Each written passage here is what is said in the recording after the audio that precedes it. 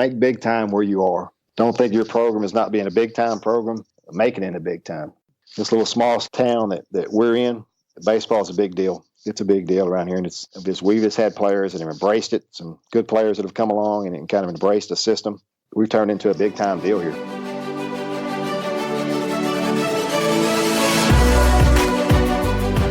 Hello and welcome to Ahead of the Curve. I am Jonathan Gellner, and thank you so much for being here. This episode is brought to you by baseballcloud. baseballcloud's revolutionary software platform brings to life the numbers captured by TrackMan and FlightScope. This provides colleges, players, and facility owners around the world a turnkey product, allowing them to analyze their data using key metrics and custom visualizations on one intuitive user interface. Go to baseballcloud.com to find out how you can have your own data analytics department for your program. Data has a story to tell, and BaseballCloud gives it a voice. Today's episode features Lance Spigner, head coach at Horatio High School in Horatio, Arkansas. Coach Spigner has been the head coach at Horatio for the past 28 years and led the Lions to 17 conference championships, 10 regional championships, and 5 state championships. Spigner has also been awarded the American Baseball Coaches Association and Diamond Sports Region Coach of the Year 3 times. This will actually be his last season at Horatio, recently announcing that he was taking the head coaching job at the University of Arkansas Rich Mountain. I have also had the pleasure of hearing Lance speak a few times, and he absolutely gets the most out of his small-town kids. On the show, Coach Spigner walks us through what his 28 years of coaching experience has shown him, and he shares with us some different ways that he goes about training his players for success, what types of different competitive efforts and events keep his players embracing a winning attitude, and how they have fun on the field. Here is Lance Spigner. Coach Spigner, welcome to the show. Thank you, Jonathan. Appreciate you having me. So I was thinking back, and actually a couple of years ago, I think my first or second year of coaching, I got the opportunity to listen to you speak at the Oklahoma Coaches Convention, and I remember it, and I thought you did an absolutely outstanding job, especially at the small school that you're at, and you do a great job of maximizing the talent in which you have. But for our listeners, tell us a little bit about your coaching background and why you decided to get into it. Okay. It really doesn't take me very long. I've been at the same school here at Horatio High School, Horatio, Arkansas. I've been in the same school for my 28th year. It's the only place I've ever coached professionally. I told some guys not long ago that when I got through with my playing days, I was not good enough to get any attention from Major League Baseball, but I did get some attention from slow pitch softball teams. So one of the guys that I was playing with was shortstop on our team, and I went to a year graduate school after I finished at UCA, played baseball at UCA, and he said they had a coaching job open at Horatio, which is about 30 minutes from where I grew up in Ashdown, Arkansas. So I started there in 91, 92, and I've been there ever since. A lot of people may think that I come from a coaching family. My dad coached for over 25 years, football and baseball coach. So a lot of people thought maybe that I might be destined for that, but it really, my student teaching, I didn't enjoy that a whole lot. The coaching part was great. Mm-hmm. Teaching, not so much. So the first job I actually interviewed for was to be a game warden. Okay. An Arkansas game warden. And I made the first cut and got down to about 20 guys for 6 jobs. And I did not get that. That was in January. And then I guess in August of the next year, I started Horatio. And I guess it's, they say about unanswered prayers. I guess it's a good thing. It worked out pretty well. I didn't get the game warden job. So like I said, I've been here ever since. And so this will be your last season there? Yeah, I let my team know a couple of weeks ago, after talking to some guys for back and forth for over a year, that I'm going to retire at the end of this year, draw my Arkansas teacher retirement, and then I'm going to help them start a baseball program at the University of Arkansas at Rich Mountain, which is going to be a Division II JUCO, about an hour and 10 minutes north of us. They're going to field their first baseball team in the 2020 through 2021 school year, and I have decided I'm going to take that job and start with them this coming year. Awesome. And again, congratulations. There's no doubt that you will do a great job there. And so let's go ahead and dig into some player development. Talk to us about what your fall looks like. I think one of the presentations I did when I went to Oklahoma was winning with underdogs. It was kind of what we try to do, player development and getting the most out of everybody, out of everybody's athletic abilities. But in the fall, small school, we have class size 65, 70 kids. So we have to share athletes. For the longest time, I was an assistant coach in football too. Last few years, I've kind of gotten out of that. But I'm lucky if I have, a third of my roster with me in the fall. Now, there are some years, like a couple of years ago, I had all 3 starting pitchers in that group. They were baseball players only. But like I said, I'm lucky if I have about a third of those. So what we'll try to do in the fall is we're going to lift 3 days a week. Okay. And we're going to come out to the baseball field, to our indoor, and we're going to do either our throwing program, if it's that time of the year. I like the Jaeger year-round throwing program. Or we're going to do probably some bat speed work. So we're still, everything is development pretty much in the fall for us. Our weights, we're going to try to do an upper body push, an upper body pull, some type of hinge exercise, like maybe a Romanian deadlift, and then a squat, and then some type of anti-rotation or core exercise. Okay. And then when we come, like I said, we come out to the field. If it's time to start, it's not a dead period or a rest period for us, is we're going to do the throwing program and build up. That's going to go usually about 6 weeks for us in the fall. And then we're going to go add about 3 more weeks of that when we start doing pull downs, kind of letting it rip a little bit. And then sometime around Thanksgiving, we'll break off and have a rest through the Thanksgiving holidays. And then we come back after that is when we start throwing, we get into our bullpens. And we usually throw 6 or 7 weeks of build up bullpens before we take about a week the season starts. Perfect. That's one thing we do too is at the end of the fall, sometime in October, I guess kind of our version of everybody's Omaha Olympics, we have the Dirt Bag Olympics, and it's a week of competition where we'll split up into 2 teams.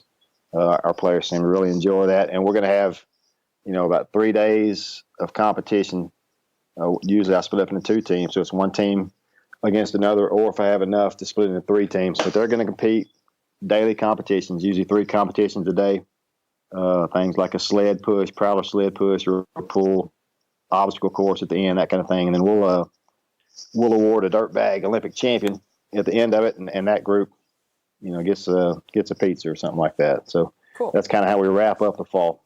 Oh, I love it. And you had me curious at the bat speak training. So what are you guys doing for that?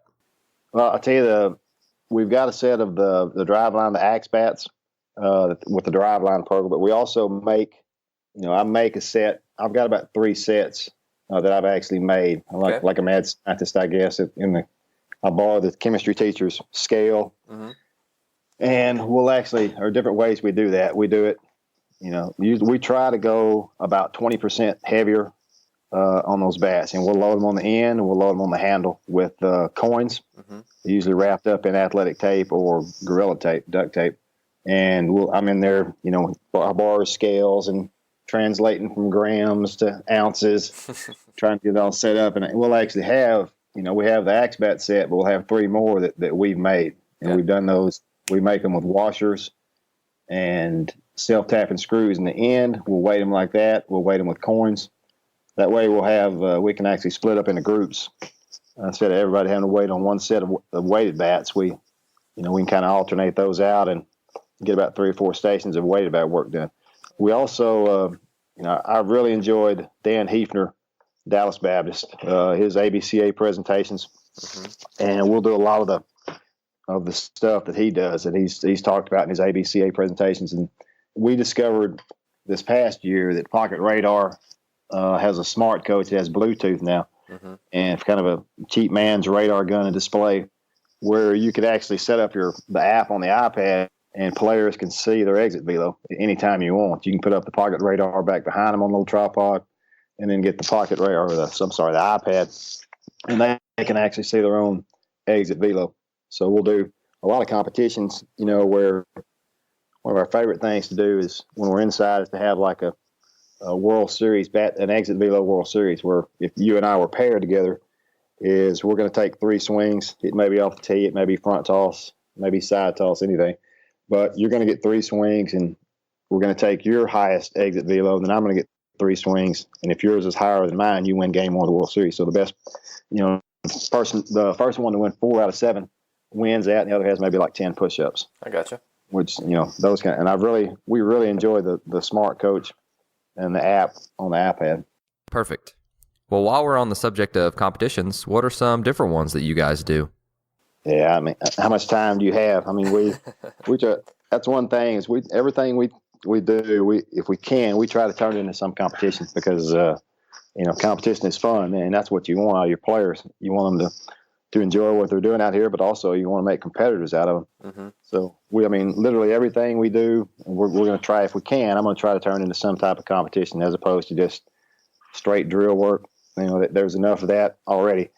As an example, I mean, when we break off with the infielders, the very first thing we do in our catch play routines, we're going to do ball handling.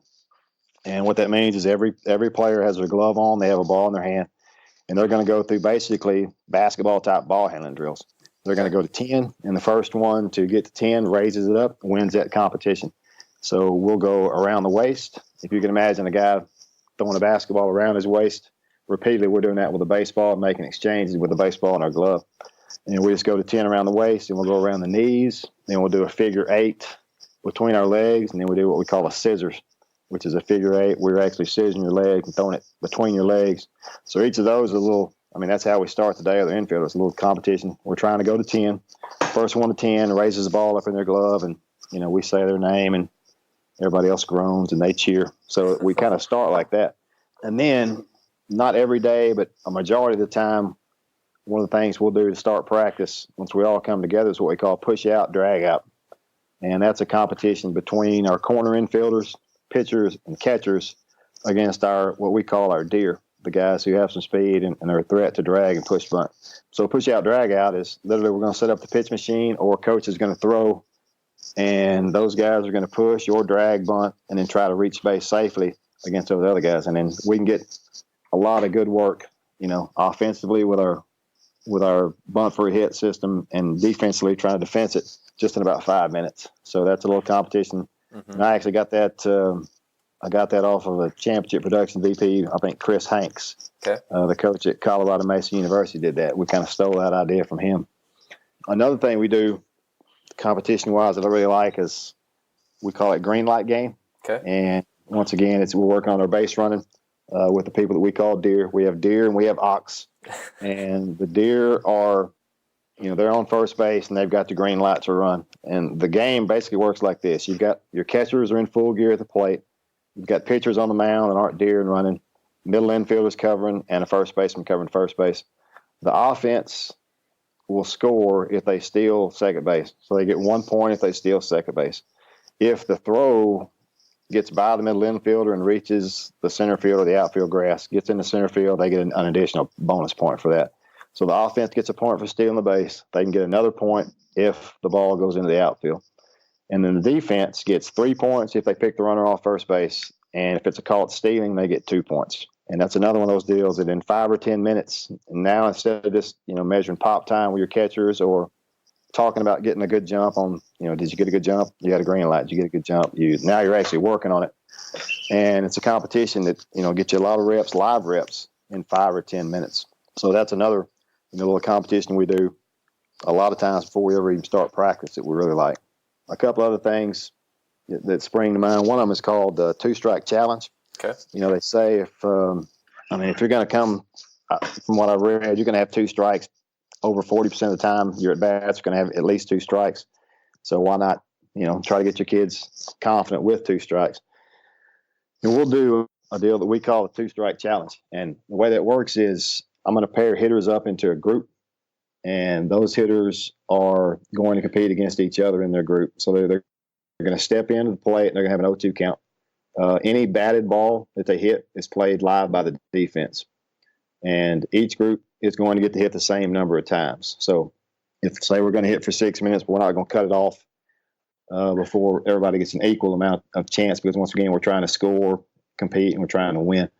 So the scoring in this game, and this is usually coach thrown, but if you strike out swinging, it's minus 1 point off your score.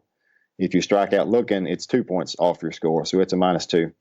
if you put a ball in play, but you're retired by the defense, it's an even, it's a 0. And then anytime you reach base safely, you get 3 points. So we'll do the 2-strike challenge, put them in groups of pretty similar abilities, and then, award a winner in each one of those groups when we get through an equal number of rounds. Oh, I love that. And then the last thing, I guess, they seem to really enjoy this is whenever we get through with BP, not every day, but enough to keep it fresh and kind of special, is we'll try to clear the field and beat our timed record from clearing the field after BP. Screens off, balls off, pitching mound off, everything off. And what I'll do is, it sounds kind of goofy, but I'll go over into the press box and turn on the PA system with the iPod and play the William Tell Overture. So they'll actually, when the music starts, they'll start clearing the field and breaking the K's down, the turtle around home plate and pushing it off. Mm-hmm. And then when they get back, stopwatch starts when the music starts. And when they get back in the first base dugout, everybody's back in the dugout sitting down, it stops. And then we'll try to get that time down to 47 seconds, 45 seconds. Wow. We're getting, faster every time we do it. And then, they'll work out a system, and they'll plan out ahead of time and how they're going to do it. But that's a little competition with ourselves.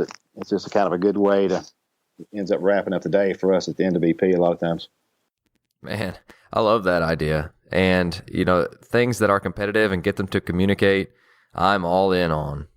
Another thing that I picked up from you is the stickers for hit by pitches. So can you tell us a little bit about that? Yeah, we do. I mentioned earlier, we kind of, with apologies to Long Beach State, I guess we've embraced the identity of being dirtbags. Kind of fits just the country kids, rural area kids, and it's just a tough mindset. It kind of embraces the type of kid we have, and I think it's one thing that helps us, compete against teams who sometimes may be more athletic than us. We're going to be dirtbags, and one of the things that is involved with that for us is, we're going to say that we try to think we're tougher than you are. Our team's going to be tougher than yours. You're not going to move our feet. We're in the batter's box. That's not always true, but that year in and year out is kind of our identity, and it's passed on from one group of players to another. So if you're going to be man enough to stand in there and wear a pitch, then we're going to reward you for it. And what we do is we call it Man of Steel points or Man of Steel stickers, and we've got a sticker, just a helmet decal, about the size of a quarter, a helmet decal like they have in football, and it's got the Superman S on the sticker. And sometimes, Jonathan, I think it's almost like you're handing them a little piece of gold when they get those things. They get so excited, like little kids again. So after the game, we're totaling up our numbers and kind of having our game review, as we'll pass out our awards. And one of the things we pass stickers. So, and they'll take those usually and they like to put them on the underside of the bill of their cap. We'll have guys that, we've had guys that have gotten hit 18 to 22 times in a season here before, and they run out of room on their hat, and you'll see them on the locker facing sometimes. But it's something they've kind of embraced, and it's a free 90. We're going to give us a free 90. We're going to try to take it. Absolutely. That's absolutely true. And again, you're trying to get the best out of the players that you've got, and I love that. And so talk to us. Another thing that you have to do in a small town is you have to fundraise probably a decent amount of money. So what are some different ways that you've figured out some good fundraisers? And I know that we as high school coaches are always looking for good ones to do. And so can you walk us through a couple of ones that you found effective? Sure. And we raise a lot of money. We have an 80 by 90 indoor here that was, for the most part, paid with outside donations. We've had it since about 98. Our community has been spectacular, and our administration too, as far as supporting our program. But the people around here just love to give to the baseball program. And when I say we're a small, I'm not exaggerating. We're a small school, a small town.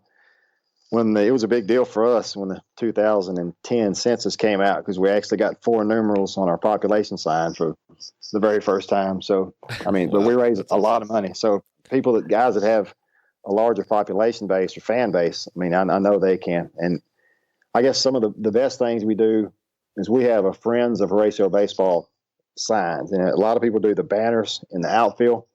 This is, to me, it's a little bit better because these are aluminum signs. And they're about 24 by 36 inches.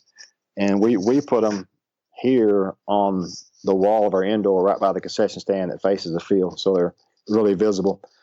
Well, they're, like I said, they're aluminum signs, so they stay out year round. I don't have to worry about them flapping in the wind or somebody cutting them with a knife on the outfield fence. And they, I sell them one time, and then literally after that, all I have to do is send a letter out and get the check. It's like Christmas. And we have 25 of those. Okay. They're just raising money for us year after year. And people, I tell people all the time, it's just a matter of getting out there and asking people. That very few people ever tell me no. I could fill up. I think I maybe could sell 50 of those if I had room to put them up. And that's an easy one. Once you get the sign, we charge double the first year to pay for the sign and make the profit. And then after that, it's half the cost of what they paid initially every year to keep it up. Okay. And like I said, it's just a matter of sending the letters out sometime in the fall and then watching as the checks roll in. So that's really good. Yeah. The online fundraisers, we found out, I don't know about at our place in our state, auditors have gone kind of crazy on taking, when you take money in and how you document it and how you receipt it.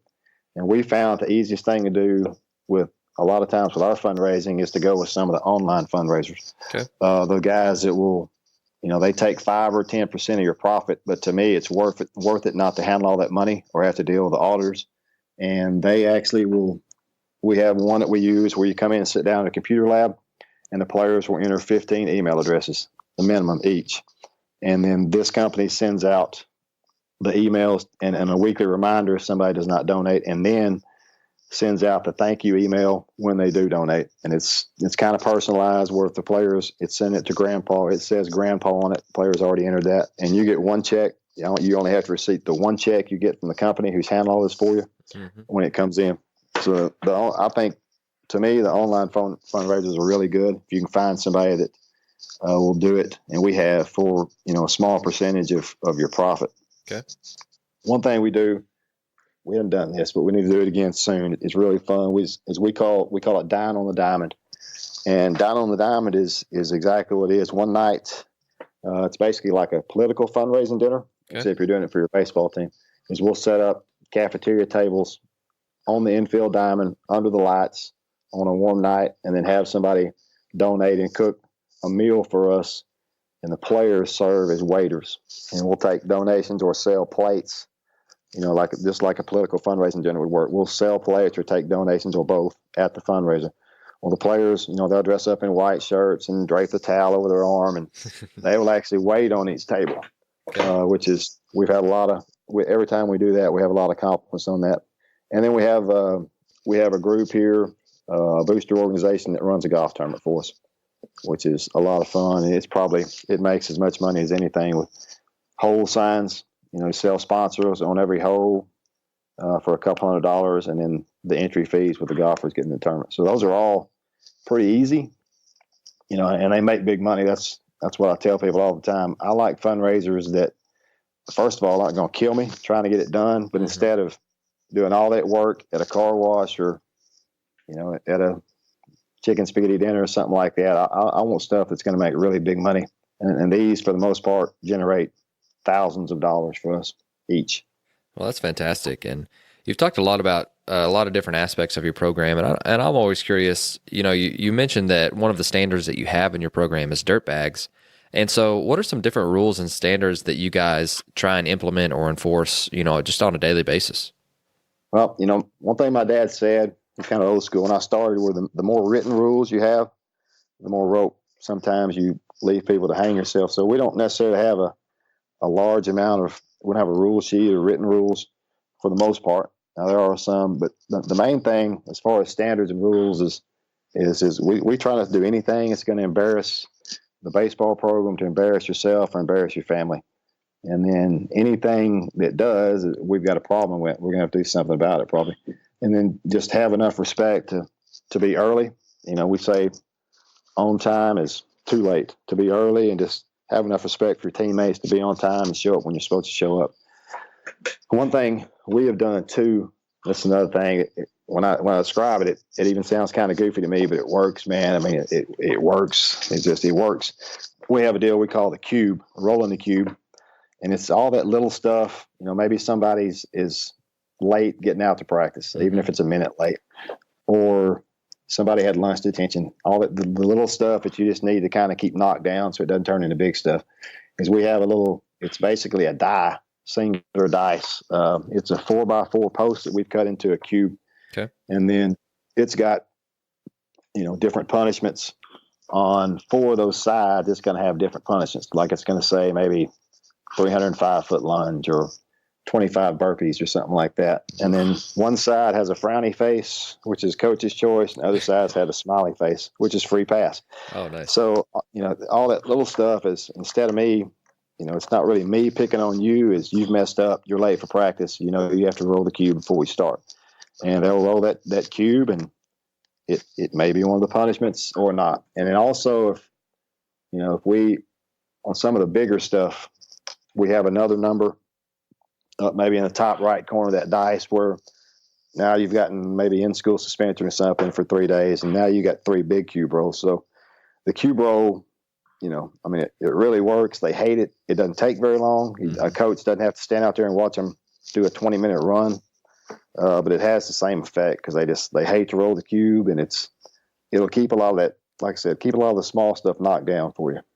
Well, perfect. I really like that, and it's something that I'm sure it keeps it fresh too. And anything that you can do that is a consequence that doesn't take forever, I really like. And so it kind of takes the onus off of you a little bit of being the bad guy. Sure. Because I didn't just choose this. That's what you're owed. I think it does 2 things. It kind of helps, like I said, it helps keep the small stuff knocked down, and nobody wants to do that. And it, you're not as much of a bad guy with your players for having to bring the hammer down on them. Let me take a few seconds to tell you guys about OnBaseU. OnBase University is an organization that studies how the human body moves in baseball and softball.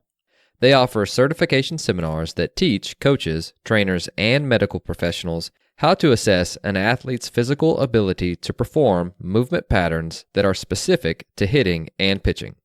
For example, they just put up a blog on their website, onbaseu.com, that discussed why hip internal rotation is important in hitting and how they evaluate it with their OnBaseU screen.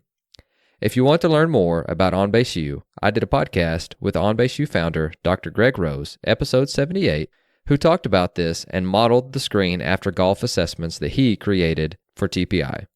They are hosting pitching and hitting seminars in Newark, Houston, and Chicago over the next few months, and I will be attending the one in Houston, and I hope to see you there.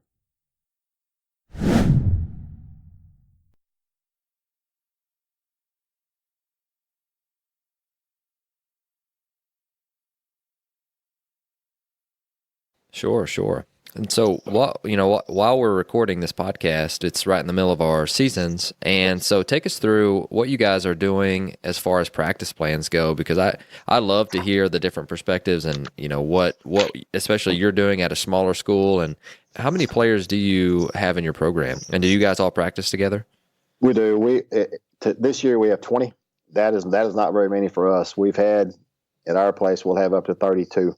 Okay. Some years we have up to 32 or so. So usually it's going to be in the mid-20s, 24, 25 guys. So we all practice together. Mm-hmm. When we play, we have 25 uniforms. So we'll almost always dress everybody out and just when we have a B game or a JV game, it's going to be some of the same guys that have dressed out for us in the varsity. Okay. The way we basically have 2 different types of practice. You're talking about what do we do in the preseason, and like I said, we're in the middle of the season now, so it's changed a little bit. But in the preseason, we are going to, and I spoke about this in the Barnstormers video a little bit. We had a conversation with a friend of mine, a guy that I played college ball with, who's a really, really good coach in Arkansas, Kurt Bach, and we were talking about when do you throw bullpens? Mm-hmm. And long story short, he basically said, so you're telling me that you think, what percentage of importance do you place on pitch? And I'm like, man, it's just a whole lot. I know some people say 90 or whatever. I just know it's really important. He said, well, why are you throwing it at the end of practice and if it's that important? So he started explaining to me, and we kind of adopted that, is we throw all of our bullpens at the start of practice. Okay. And we've done that now for, I guess, 3 or 4 years, and it's worked out really well for us. So our practice will start with everybody will come together 25 or 30 minutes. The pitchers will start doing their J-band work while the other guys are doing the last bit of field prep. Bases in, tarps off, pitch machines out if I need them, that kind of thing. And then we'll all come together for a team dynamic warm-up. And then we'll alternate. We have a linear day where we're working more linear stuff, and we'll alternate that with a lateral day with some lateral bounding, and it's more lateral work. And then we'll break off into our catch play routine. So once again, we're a small school. We don't have POs, no pitchers only for the most part. So I'm going to have all the infielders with me, for instance, are doing their catch play routine.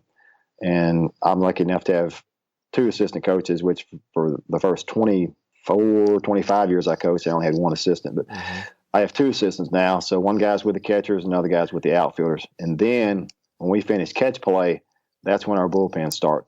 Okay. So we split our players into 2 different groups. Pitchers, we split our pitchers in 2 different groups, Group A and Group B, and they'll throw 2 days a week in pens usually. So if it's Group A's day, they're going to throw on Monday and Thursday. They would start their bullpens with the catchers there. Group B, the pitchers who are throwing maybe on Tuesday and Friday are going to do the alternate activity that the pitching coach has chosen for them. They may be spinning pitches that day. They may be doing picks, PFPs. They may come with me in my group. The other group, the ones who aren't pitchers or catchers during their pens, there are many different things that we can do. We can do defensive work. We can go inside and do a hitting rotation, do some bat speed work. We can do some data collection, with exit velos and launch angles or attack angles, stuff like that. We can be stand-in hitters. So that's going to take another 30 minutes or so. And then bullpens are done, and it's time we would, then go into practice, full team practice. That's usually for us now. And this is all going to take probably about 2.5 hours, usually in the preseason. But we're going to do usually some kind of what I call a bridge activity. And that's going to be something like push out, drag out that we talked about earlier, live base running versus pitchers and catchers. That's another thing I talked about on that Barnstormers video. And also, we're really big on our pickoff system. So we'll do like a tri-picks and then have our deer, our fast bunt threats up there doing a deal we call the deer point game, which is another bunting game that we do. And anybody, I can send anybody gets a hold of me after this is over with. I can send you all this stuff that I'm just kind of breezing through, but we'll do that's about a 10-minute activity that then takes us to what we call group defense. A lot of guys call it ND defense, or we call it group, where, the infielders are going to be with me and the catchers are with their guy and the outfielders are with their guy. That will usually transition into most days into team defense, where we're working on some kind of team defensive aspect. And then I like to finish up with BP at the end of practice. And that's going to be 50, usually 50 minutes to an hour for the most part, something like that. Okay. And that's, kind of how practice runs for us. I heard somebody say a long time ago that hitting is fun and defense is work. Get the work out of the way first while they're fresh, and then let them swing and have fun at the end. Sure. I like that a lot. And you mentioned again in your Barnstormers presentation about what your BP setup looks like. And I think you said you had dirtbag guys, bombers, slugging percentage, OPS guys. Can you kind of walk us through what your BP setup looks like and how you group those guys together? Yeah. First of all, I guess, I made a switch a few years ago. I'm always trying to learn and try to stay on the cutting edge. And I start reading the research from the driveline guys and the other that maybe we're not, maximizing our BP. So we have made a concerted effort the last few years to at least half the time take a BP that is what they classified as high growth, low performance. We were doing, from the research I read and just what makes learning sticky, we were doing way too much high performance with low pressure, just BP fastballs. And so, like I said, we made an effort to kind of get into high growth, low performance type stuff, like maybe high velo, high pitch variability, changing the implements they use with the weighted bats, that kind of thing. And then, the Matt Deggs with the pack mentality, his stuff came out a few years ago, and I was watching that, and he started talking about the way they recruit players and the way that they divide ball players up. Ball players, he had runners and just a bunch of different classifications, and why those guys don't need to be trained, all need to be trained the same way. So I got to thinking about that. And, even on the high school level, I got to thinking, why are we training all these guys the exact same way? Sure. So we started kind of trying to, instead of having one BP, we started trying to tailor our BP to fit our personnel. Now, most of the guys that we get here are at our small school are going to be what we call dirt bags, and they're going to be dirt bags, and dirt bags for us are on base percentage, quality at bat kind of guys. The guys that you want to pass the baton to the other guy, till eventually you get somebody up there with enough dirt bags on base, one of your damage guys, and we call those guys slugging percentage RBI guys, that can actually, do the damage these guys have kind of set up for them. Not that we won't take damage from on base quality at bat percentage guys. So we came up with one of the BPs we use a lot. We call it the production point game. And once again, it's another competition. It's a game. And every time that they execute the skill called for correctly, they get a point. And the goal is to have the highest number of points. But you're not competing. If you're an on-base quality at bat percentage guys, you're one of our dirt bag guys, you're not competing against the slugging percentage guys. You're only trying to win your group. And I won't go through all these, but like one of the rounds for the on-base quality at bat percentage guys is going to be, and these rounds have 5 skills or 5. They'll make 5 attempts in each round to do this. So we're going to start off in one of these rounds with the on-base quality at bat percentage guys with a bunt for a hit, be a push or a drag. Then they're going to get the sack bunt. Then they're going to try to find the barrel, and if we judge it to be a barrel, they get a point for that. They're going to bunt for hit again, and they're going to go barrel to end that round. So every one of those skills that player performed correctly, he gets a check mark or a point, and we're going to total those at the end. Conversely, on the other side of that, with the slugging percentage RBI guys, his round may go like this: barrel, wall, score the runner from third base with less than 2 outs. So a wall is literally exactly what it says. They've got to hit a ball that's not cut off by an outfielder that is hit hard enough to reach or clear the outfield wall. Cool. And they would get a point for that. So we're trying to do some damage. Barrel wall, and then the kind of a contact situation will score the runner from third. So like I said, those groups are competing against each other, and we're going to give, and here, honestly, sometimes I have trouble on our roster finding 5 guys to make up a group of slugging percentage RBI guys. I may have a year where we're really, really heavy in on-base quality of bat percentage guys, and we just don't have many of those bashers. But it usually works out pretty good for us, and we really like it. Players like it, and the winner of that group will get a Powerade or something cool like that. One that gets to reach into the candy bag and pull out a candy bar after we get through because he won that day. Oh, I like that. And that's something that, again, you're infusing competition into individual player development, and I love that. And so, again, at the time of this recording, we're getting ready for the postseason. So being a coach for 20-plus years, what does that process look like for you guys and just getting ready to peak at the right time? Well, one thing I think that's helped us as far as the postseason is concerned, we seem to always be, not always, but a lot of the time we seem to be peaking during postseason play, playing our best baseball. We've kind of gotten hot and we're rolling. And I think a lot of that is attributed to your approach as a coach and kind of reading your team. My dad told me when I first started that the most important thing you can do as a coach is to make it fun for your players, especially high school age players. So all these competitions and we just try to do neat stuff that players are going to enjoy. And it's not all enjoyable. It's not all going to be birthday cake and party hats, but something can be rewarding, and still be fun. So we try to make everything we do, try to make it as fresh, change up what we're doing, just keep everybody fresh and enjoying things. That's my goal. And that helps us, I think, as opposed to coming out, we're going to do these same 6, stations on our hitting rotation. We're going to do them from January through May. I think variety and kind of reading your team and see when they need to mix in some things with a little bit more fun to keep interest high.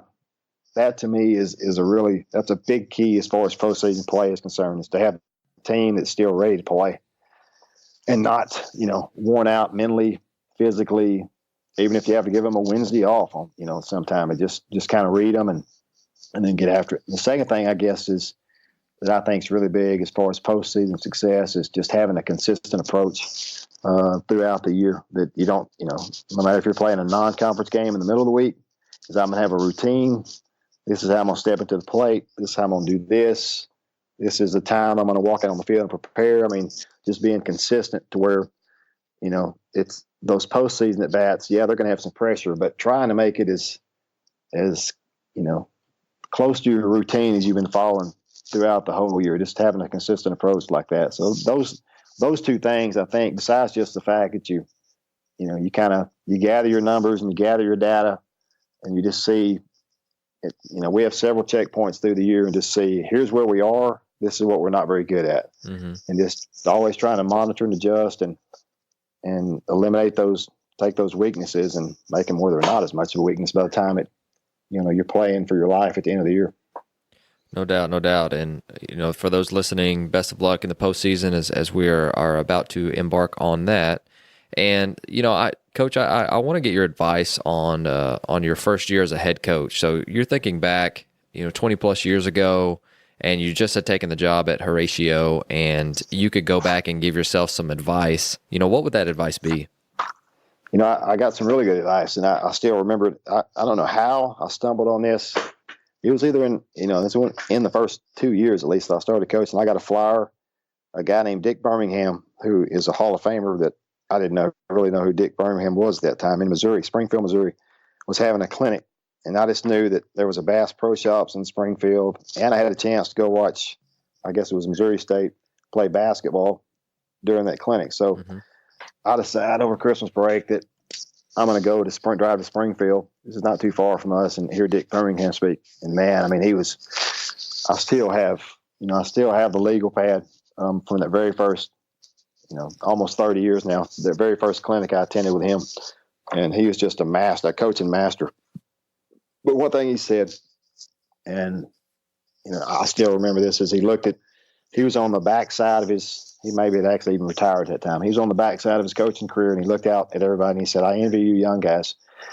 He said, I wish the time goes by so fast. I wish I was sitting where you are right now, and instead of on the other side of this. So the main piece of advice, is basically the same thing, man. You got to enjoy the ride, because you're going to blink, and it's going to be, you're 28 years into it, and you're eligible to retire like I am. So the main thing is just enjoy the journey, because, just like he said, it's going to go fast. You're going to, like I said, blink, and you're going to be talking about, I still can't believe that I'm actually talking about being old enough to retire. And the second thing, I guess, is, and I can speak to that being a small school, is just to make big time where you are. I mean, don't think your program is not being a big time program.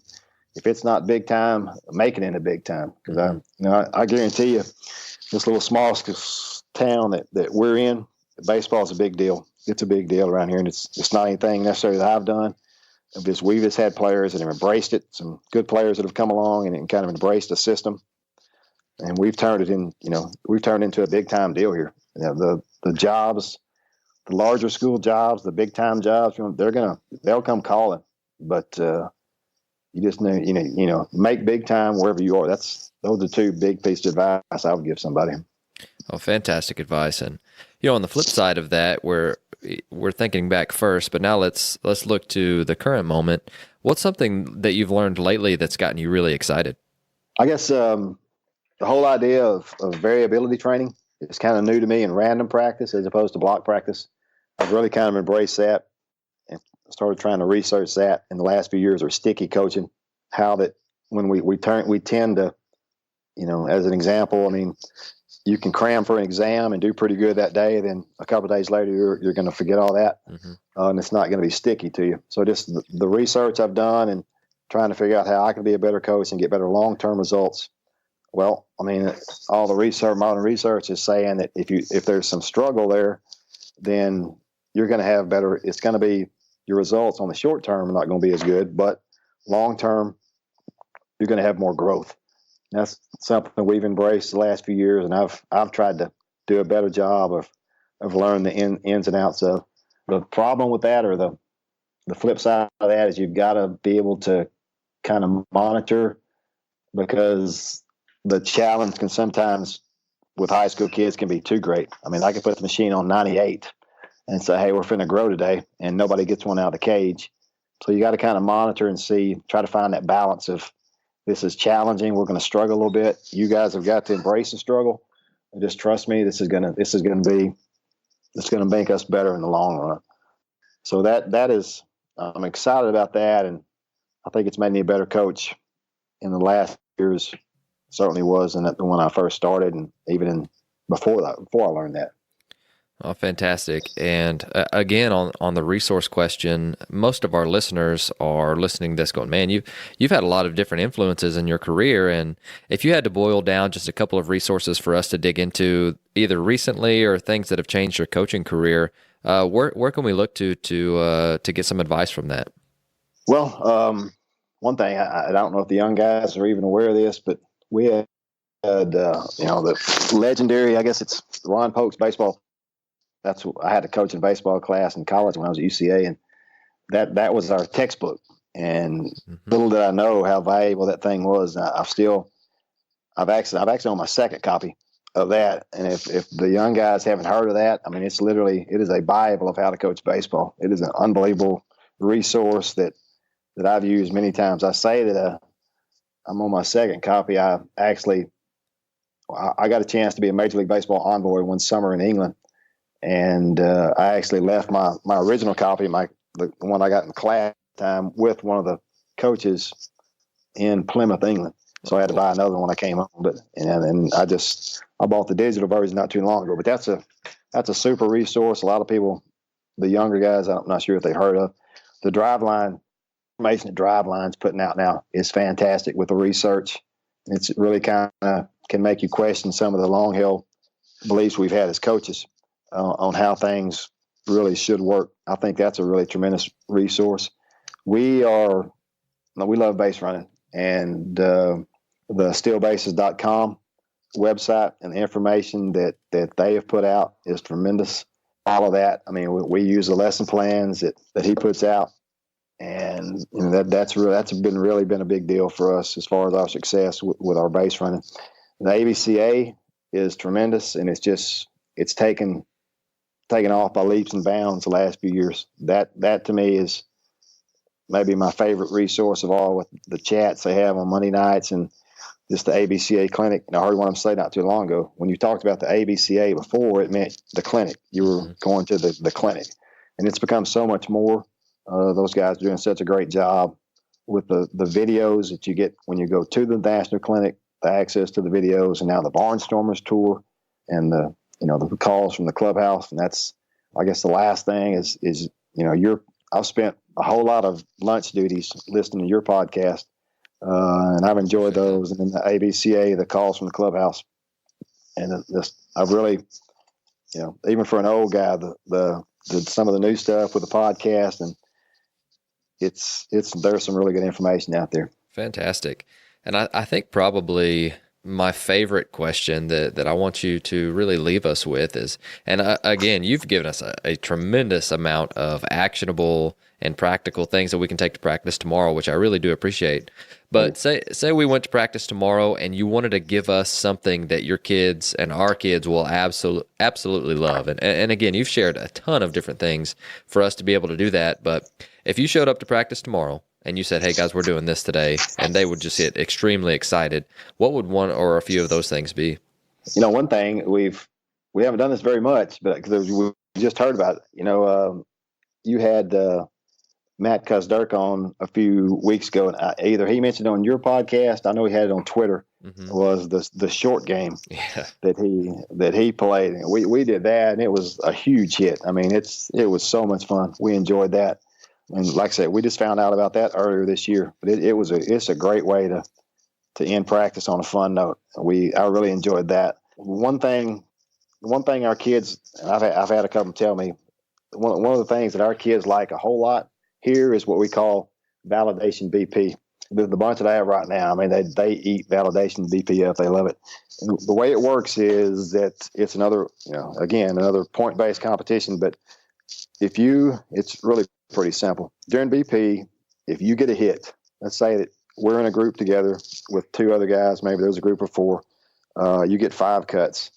Every time you get a hit, you get a point if you can validate it by getting your bunt down. Okay. So, and it can be, you can just do sack bunts. You can call out the bunts, say this one's going to be, after they get the hit, say safety squeeze or drag bunt or whatever. They only get the point if they get the bunt down. They validate it with the point. And if the ball reaches the wall, then it ends up being double points. So they can actually, if they hit a ball that clears the left field wall, that bunt then becomes a 2-point bunt. So you get a little, it's fun. The defense is playing hard, because especially outfielders, because they're trying to keep the ball off the metal wall at our place, because they know that guy's about to score if he gets his bunt down. There's a lot of effort on defense, and guys are trying to, on the infield, trying to get balls from going through for hits. So it's good defensively, and it also puts a little pressure on that guy now, instead of just saying, hey, 2 bunts and then 5 cuts. And he has a little pressure on the bunt, which is more game-like. So you only get the points if you validate them. And then you'll hear some guy will hit he'll smash one to center and hit a home run, and then foul his bunt off, and everybody on the team will groan and laugh at him. And, so that's a BP that is pretty fun. We enjoy that a lot. Our guys enjoy that. And I tell you, one of the things that our guys enjoy a lot are on Sunday nights at 8 is we'll turn the lights on, and we'll have, during the season, because we play conference games on Monday. So we don't practice on Sunday, but we have voluntary BP under the lights on Sunday nights at 8. And that's in asking some of our guys what they enjoy the most, or what did you enjoy the most when you played. And he goes, you know what? I love hanging out with everybody. Just the camaraderie and being able to hit under the lights and having a good time taking BP on Sunday night. It usually takes about an hour. We go from 8 and 9, and we make it totally, because it's Sunday, and it's after church. We make it totally voluntary. So, and I'll show up. I don't even make the other coaches show up. I'll show up and I'll throw usually for about an hour, BP for about an hour, and our guys really enjoy that. So those are some of the things. I really would hope that if you were to get a panel of our guys in through the years and you were to ask them, there would be a whole lot of answers of varied, things, different things that we have done, because we try to make, for the most part, I want a lot of the stuff we do, I want kids to love it and to enjoy it. Sure. And you can definitely tell by the sound of your voice and just you talking about it, that's something that you're very intentional about. And so I'm sure that is definitely the case. But if any of our listeners want to get in touch with you about, I'll be honest, a ton of practical things. You really did. You opened up, a ton of stuff for us. But if they want to get in touch with you to ask you about any or all of these things, what would be the best way to do so? Email or Twitter, probably. Send me a message, either one. Email address is Lance Spigner, no spaces, just Lancespigner @gmail.com. And then I'm on Twitter at Spigner23, at Spigner23. Perfect. And I will link those down in the show notes as well for the listeners. And Coach, you brought it today, and I really appreciate all the things that you shared with us. And, I just want to open up the mic for you. Is there anything else that you'd like to tell our listeners before you go? I'm thankful for the opportunity, Jonathan. I enjoyed it. I guess the only thing I would say, we've already gotten the enjoy it, because it's going to go really fast out of the way. And that's been on my mind a lot with me about to retire this coming. I'm filing for retirement doing that May 31st. But I just think, the main thing to me is to have a system. Is just set your program up systematically to where, you measure things, you don't take things for granted, and you just have some kind of systematic process for evaluating, are you playing good? Are we meeting our goals? That kind of thing. We have used some of the one pitch warrior stuff with the TPI, Team Process Index. So when we, I think you can probably Google that and find that, or how to get hooked up with that. But when we meet after a game, it takes a lot of the emotion out, and we say there are basically 4 things that can happen. We're going to play well and win. We can play well and lose. Not a whole lot we can do about that. We're going to play well. We're going to play well and win. We're going to play well and lose. And sometimes we're not going to play well and win. and then sometimes we're just going to play bad and we're going to lose. So our numbers and our systematic process kind of tells us which one of those things that we have done. And it kind of, after the game, there's sometimes a lot of raw emotion coaching, as everybody knows.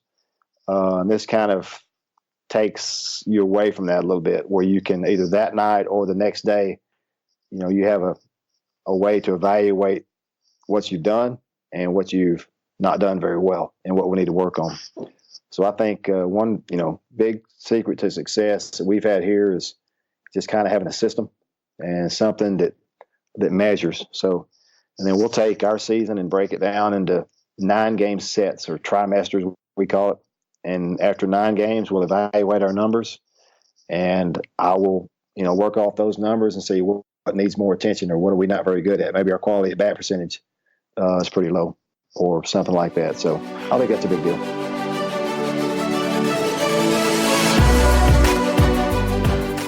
Thank you for listening to Ahead of the Curve. You can subscribe on your favorite podcast platform, which can include Apple Podcasts, Google, Spotify, Stitcher, or YouTube. And if you're enjoying the podcast, please share it on social media to help get the word out. Once again, thank you for joining us.